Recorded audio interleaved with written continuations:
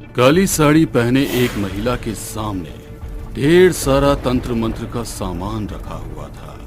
अपने हाथ में खोपड़ी को लिए वो कुछ मंत्र गुदगुदा रही थी। कुछ देर के बाद वो अपने बालों को खोलकर अपने सर को गोल गोल घुमाने लगी। घर में लगे हुए बल्ब कभी जल रहे थे तो कभी बुझ रहे थे। तभी अंधेरे में आंख मिचोली करती हुई एक परछाई दीवार पर प्रकट हुई। तो तुम यहाँ आ ही गए। मैंने तुम्हें यहाँ आने पर मजबूर कर दिया। तू चाहे जितनी भी कोशिश कर ले, यदि मेरी मर्जी नहीं होती तो मैं यहाँ पर नहीं आता। मगर मैं तुझे चेतावनी दे रहा हूँ, आइंदा अगर मुझे परेशान करने की गलती की तो मुझसे बुरा कोई नहीं होगा। तुझे कौन परेशान करना चाहता है? तुझे तो कैद मिलेगी ताकि तू किसी और को परेशान न कर सके। कहते हुए वो महिला और तेजी से मंत्रोच्चारण शुरू करने लगती है, मगर वो परछाई जोर जोर से हंसने लगी और बोली, तू मुझे कैद नहीं कर सकती। कहते हुए वो वहां से गायब हो गई। महिला के सामने रखा हुआ नरमुंड दो टुकड़ों में टूट गया। हवन की अग्नि बुझ चुकी थी। गुरु माँ की आंखें गुस्से में लाल हो गई। असंभव। इतने वर्षों की साधना में पहली बार ऐसा हुआ कि मैं विफल हो गई। असंभव। गुरु माँ जितनी परेशान थी उससे ज्यादा दुखी उस घर के लोग थे, जो बड़ी शिद्दत से चाहते थे कि वो अपनी साधना में सफल हो जाए और उन्हें इस बला से छुटकारा मिले। उज्जैन शहर बाबा महाकाल की नगरी, वहां पर मौजूद शमशान को भी जागृत शमशान माना जाता है। कहा जाता है जैसे काशी में करने वाले को मोक्ष प्राप्त होता है, ऐसे महाकाल की नगरी में करने वाले को भी मोक्ष मिलता है। वही महाकाल मंदिर पर दर्शन करने के बाद एक परिवार मंदिर से बाहर निकल रहा था। तब घर की छोटी बच्ची को एक तांत्रिक ने अपने पास इशारे से बुलाया और वो बच्ची सम्मोहित होकर अपनी माँ का हाथ छुड़ाकर उसके पास जाकर खड़ी हो गई। बेटा, तुझे खिलौना चाहिए? हाँ, मुझे चाहिए। ये ले, मगर अपने घर वालों को उसके बारे में मत बताना। कहते हुए तांत्रिक ने उसके हाथ में एक गुड़िया पकड़ा दी। उस बच्ची ने उसे चुपचाप अपने बैग में रखा और अपनी माँ के पास आकर खड़ी हो गई। मगर जैसे ही उसने उस तांत्रिक की ओर मुड़कर देखा, वहां पर कोई नहीं था। घर आकर उस बच्ची ने खुद को एक कमरे में बंद कर लिया। वो उस गुड़िया के साथ खेलने लगी। देखते ही देखते उस गुड़िया में से एक परछाई निकली और उसने एक लड़के का रूप ले लिया। कौन हो तुम और मेरे कमरे में कैसे आए? मैं बरसों से इस गुड़िया के अंदर था। बहुत दिन अपने दोस्त से मिलने के लिए छटपटा रहा था। तुम भी यहाँ अकेली ही रहती हो, है ना? कोई तुम्हारे साथ नहीं खेलता क्या? मगर मैं अब तुम्हारे साथ खेलूंगा। बोलो, मुझसे दोस्ती करोगी? वो छोटी बच्ची उस लड़की की बात सुनकर बहुत खुश हो जाती है और उसके साथ खेलने लगती है। वो घंटे अकेले कमरे में खेलती रहती और उसकी मॉम भी खुश थी, क्योंकि वो अब अकेलेपन की वजह से उन्हें बार बार परेशान नहीं करती थी। बेटा, खाना खाने का समय हो गया है। कब तक अकेले खेलती रहोगी? यहाँ पर आओ। नहीं माँ, मुझे और खेलने दो, मुझे परेशान मत करो। बच्चे की बात सुनकर माँ थोड़ी सी परेशान हो जाती है और उसके कमरे की ओर जाने लगती है। वहाँ पर उसे दो लोगों की आवाज आ रही थी। घर पे तो कोई भी नहीं आया और गुड़िया तो अकेले खेल रही थी। उसके कमरे में किसकी आवाज आ रही है? वो दबे पांव उस कमरे में दाखिल हुई तो वहाँ पर कुछ भी नहीं था और टीवी चल रहा था। मगर अपने दोस्त के अचानक से चले जाने से वो बच्ची नाराज हो गई। मम्मी, मैंने आपको मना किया था ना कि मेरे कमरे में मत आना, फिर आप क्यों आई? जाइए, मुझे आपसे बात नहीं करनी है और नहीं खाना खाना है। कहते हुए उस बच्ची का चेहरा पूरा सफेद हो गया और आंखें लाल।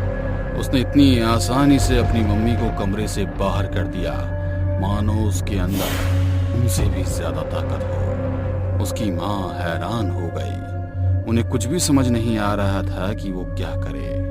वो अपने पति के आने का इंतजार करने लगी, मगर ऐसा लग रहा था कि आज उसका इंतजार कुछ ज्यादा ही लंबा हो गया। रात के 1 बज रहे थे, मगर वो अभी तक नहीं आए। मोहन, कहाँ हो तुम?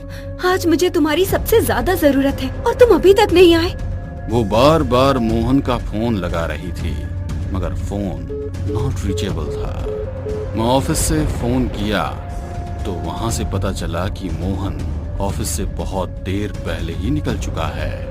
एक तरफ गुड़िया, दूसरी तरफ मोहन, मुझे कुछ समझ में नहीं आ रहा है। एक बार और उसके कमरे में जाके देखती हूँ। जैसे ही शिल्पी गुड़िया के कमरे की तरफ बढ़ने लगी, घर की दीवारें हिल रही थी, दीवारों में दरार हो गई और उसमें से खून बहने लगा। ये देख वो डर के कारण एक ही जगह खड़ी हो गई, मगर फिर उसे अपनी बेटी की चिंता हो रही थी, इसलिए वो धीरे धीरे उसके कमरे की ओर बढ़ने लगी। गुड़िया, कहाँ हो तुम बेटा? मेरे सामने आओ। गुड़िया।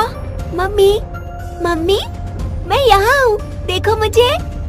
शिल्पी उस आवाज की तरफ देखती है तो डर के मारे उसकी सांसें अटक जाती है। उसकी बेटी छत की रेलिंग से उल्टी लटकी हुई थी। उसका चेहरा पूरे बालों से ढका हुआ था।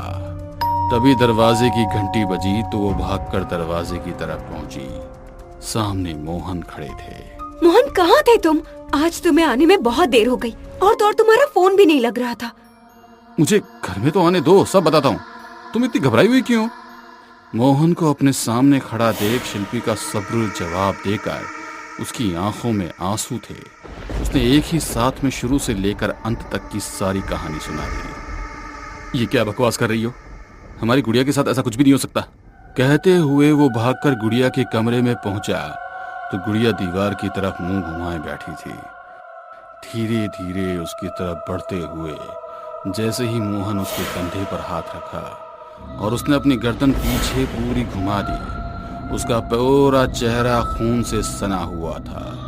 उसके हाथ में उनका पालतू तोता था जिसे वो कच्चा चबा रही थी। पापा, पापा आ गए। कहते हुए वो जोर जोर से हंसने लगी। मोहन डरकर शिल्पी के साथ उस कमरे से बाहर भाग गया। उन्होंने उस कमरे को बाहर से लॉक किया और हॉल में आकर बैठ गए। शिल्पी, अभी जो कुछ भी हमने देखा वो सच था या सपना?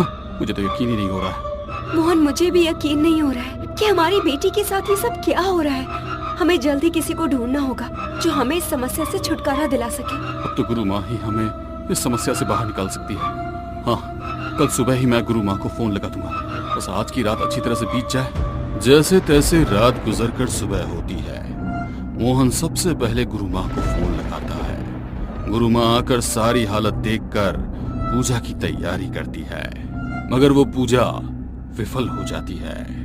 गुरु माँ, अब हम लोग क्या करेंगे? गुरु माँ के चेहरे पर भी चिंता की लकीर आ गई। उन्हें भी समझ नहीं आ रहा था कि अब क्या करना है। उसी समय वो गुड़िया भी उड़ते हुए वहां पर आ गई। वो गुड़िया कभी हंसती तो कभी रोती, कभी गुमसुम सी बैठी रहती। तभी उस गुड़िया में से एक परछाई बाहर आई और बोली, मैंने कहा था ना कि तू मेरा कुछ भी नहीं बिगाड़ सकती, अगर तूने मेरी बात नहीं मानी। अब सुन, यहाँ से चली जा, इन दोनों को भी ले जा।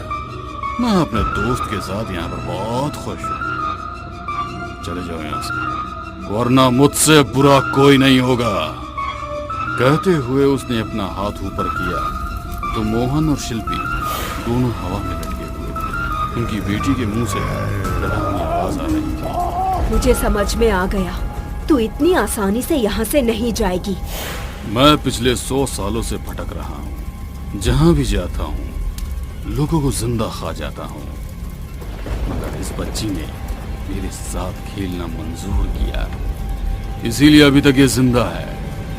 और यदि तुम चाहते हो कि ये जिंदा रहे तो चले जाओ यहाँ से। उसकी बातें सुनकर मोहन और शिल्पी दोनों की आंखों से आंसू निकल आए। गुरुमाँ, कुछ कीजिए। गुरुमाँ ने तुरंत उस बच्ची के कुछ बालों को काटा और जो खिलौना उसके हाथ में था उसके शरीर पर बांध दिया। फिर कुछ मंत्रों का जाप करते हुए उस गुड़िया के ऊपर नींबू का रस और सिंदूर डाला, फिर उसे जला दिया। उसे जलाओ मत, वो मेरा ठिकाना है। कहते हुए उसने गुस्से में अपना हाथ नीचे किया तो हवा में लटके हुए मोहन और शिल्पी दोनों नीचे गिर गए। परछाई पूरे घर के सामान को पटक रही थी। जैसे जैसे वो जल रही थी, उस बच्ची के शरीर में भी कष्ट हो रहा था। वो भी जोर जोर से चीख रही थी। तभी वो परछाई काले धुएं में बदल गई।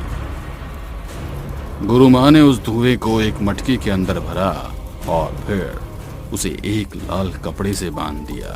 बरसों से भटकते हुए इस आत्मा की मुक्ति के लिए ईश्वर ने हम लोगों को जरिया बनाया। मुश्किलों से मैं उसे मटकी के अंदर कैद कर पाई हूँ। हमें तुरंत बनारस जाकर इसकी मुक्ति के लिए विशेष पूजा करनी होगी। गुरु माँ के कहने पर मोहन, शिल्पी और उनकी बिटिया तीनों उस मटकी को लेकर बनारस पहुंच गए। वहां पर उन्होंने बकायदा उस मटकी का अंतिम संस्कार किया और फिर श्राद्ध कर्म करने के बाद ब्राह्मण भोजन कराकर उसकी मुक्ति की प्रार्थना की। किसी अपने का पिंड दान और मुक्ति की प्रार्थना करने से जो पुण्य मिलता है, उससे कहीं ज्यादा किसी अनजान की मुक्ति की प्रार्थना और पिंड दान करने का पुण्य मिलता है। ईश्वर तुम लोगों को हमेशा सुरक्षित रखे। तुम सबका कल्याण हो, कल्याण हो, कल्याण हो, कल्याण हो।